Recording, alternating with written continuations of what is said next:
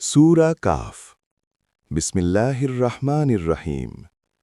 পরম করুণাময় অসীম দয়ালু আল্লাহর নামে শুরু করছি।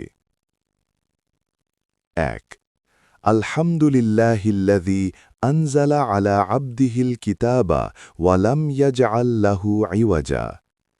সমস্ত প্রশংসা আল্লাহর, যিনি তার দাসের মুহাম্মদ সাল্লাল্লাহু আলাইহি ওয়াসাল্লাম প্রতি এই কিতাব অবতীর্ণ করেছেন এবং তাতে কোনো বক্রতা রাখেননি। ২ কাইয়িমান লিয়ুনজিরা বা'সান শাদীদাম মিন লাদুনহু ওয়া ইউবাশশিরাল মুমিনিনা আল্লাযীনা ইয়া'মালুনাস সালিহাতি আন্না লাহুম আজরান হাসানা।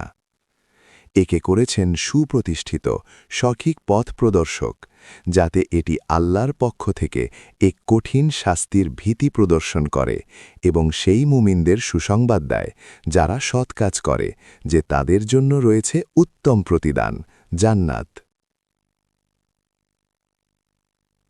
৩ মাকিসিনা ফীহি আবাদা। সেখানে তারা চিরকাল অবস্থান করবে। ৪ ওয়ায়ুনজিরাল্লাযীনা ক্বালু ইত্তাখাযাল্লাহু ওয়ালাদা। আর এটি তাদের সতর্ক করার জন্য যারা বলে আল্লাহ সন্তান গ্রহণ করেছেন।